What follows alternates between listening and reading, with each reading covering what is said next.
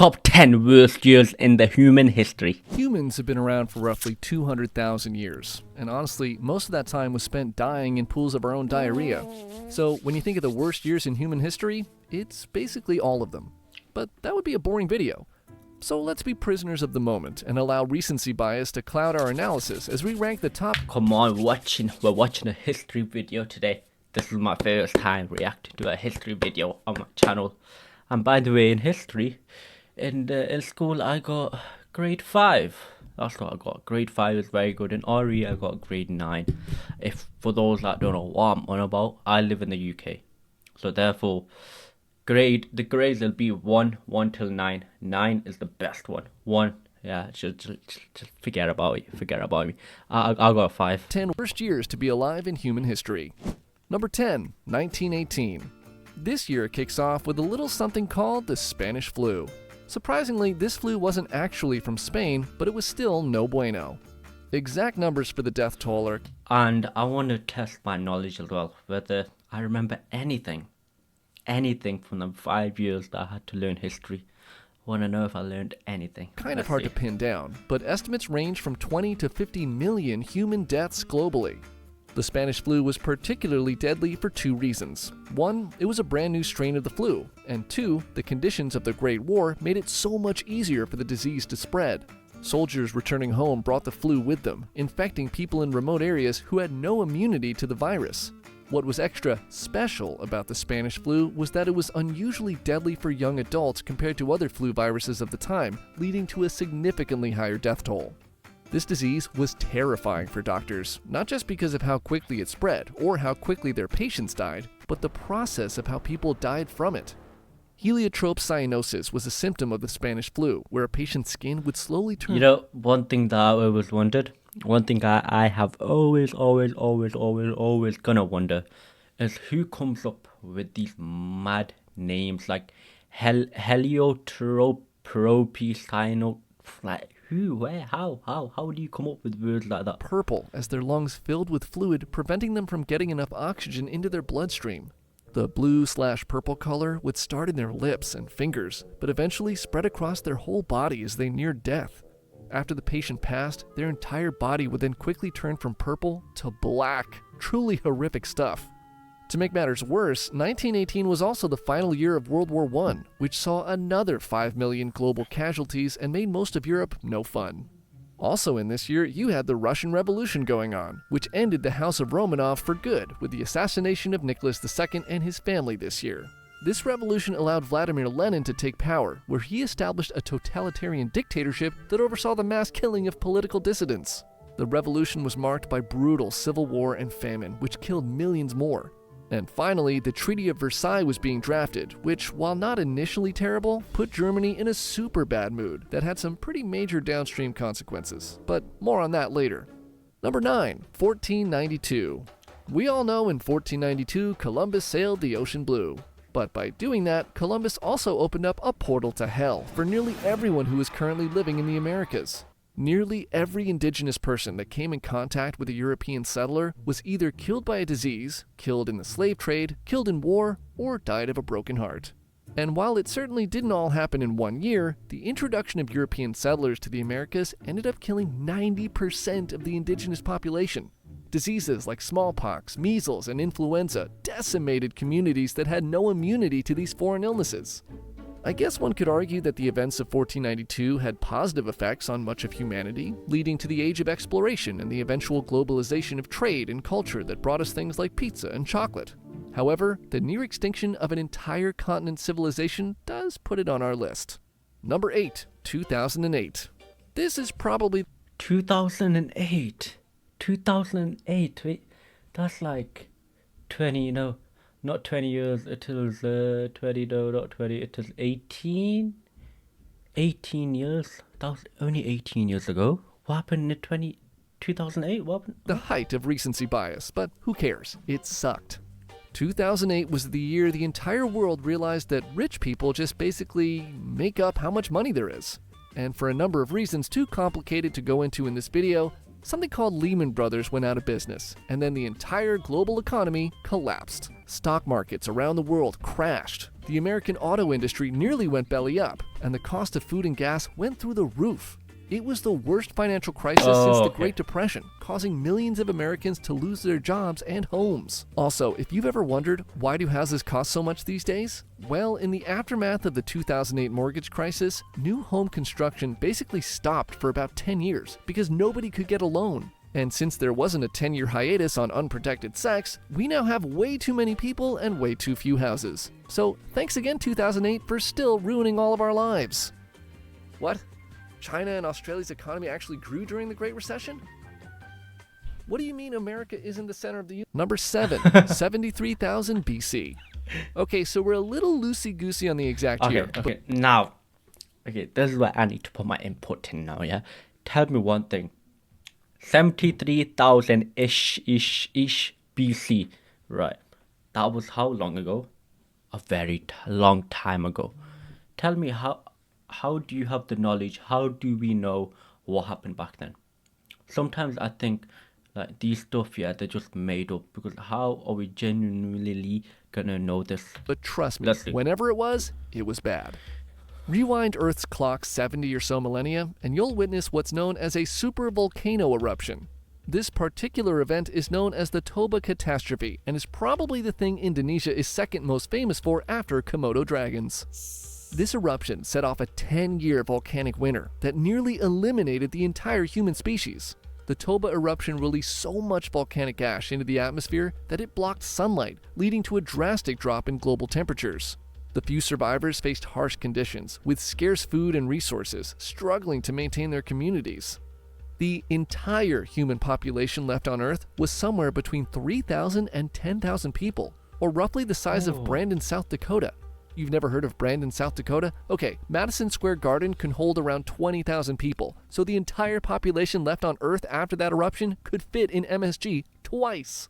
This phenomenon is known as a genetic bottleneck, and is also why we're all kind of related. Number 6, 1929. The Roaring Twenties came to an abrupt end in 1929 when the U.S. stock market crashed, setting off, stop me if you've heard this before, a global economic collapse. The Great Depression that followed was a decade-long economic disaster that affected almost every country in the world. Mental health was at an all-time low immediately following the market crash. Self-deletion rates were so high that some hotel operators in New York City would ask guests if they needed a room for sleeping or jumping out of. That's real. In the US, 1 in 4 people became unemployed, and wages for the remaining workforce were basically cut in half. Bread lines and soup kitchens became a common sight, and many people lost their homes and savings. One farmer of the day knew he couldn't afford to feed his sheep, so he slit their throats and threw them down a canyon instead of letting them starve. It's like, what? They don't like sheep? The events of 1929 set off a decade of economic hardship that culminated in Earth's favorite pastime, World War. Number 5, 1601. If you take one thing away from this video, it should be that volcanoes are bad. So bad, in fact, that one volcano in Peru basically turned the lights off for the whole planet. The eruption of Huayna Patina in 1600 was one of the largest volcanic events in recorded history, spewing vast amounts of ash into the atmosphere. The summer of 1601 was known as the summer with no sunshine. Sunlight levels dramatically I'm sorry, I'm just trying to learn how to say volcanic. Decreased everywhere in the world, causing mass famine, but nowhere more so than Russia. The lack of sunlight led to crop failures and livestock death. A third of the Russian population starving to death in the 2 years following the eruption. No sunshine also meant it was extremely cold, so to keep warm, many in the region turned to killing any animal with fur they could find, not just for food, but also to create clothing and blankets.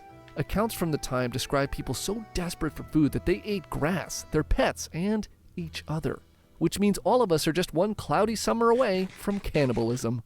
Number 4, 1942. Not much to see here, just worldwide violence and genocide resulting in millions of deaths.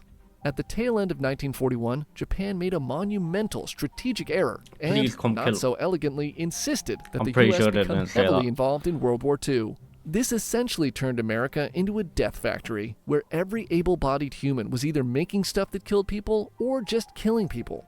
The war effort mobilized entire populations, leading to the development of new weapons and technologies, including the Manhattan Project, which would cause all kinds of problems for future humans.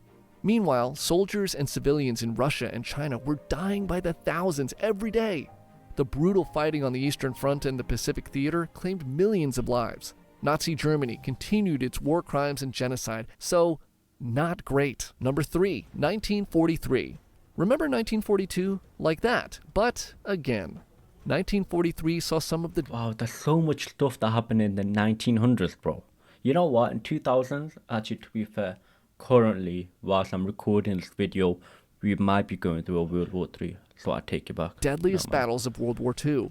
The Battle of Stalingrad, one of the bloodiest battles in history, ended in early 1943 with the defeat of the German army. This marked a turning point in the war, but came at a staggering cost of over 2 million casualties.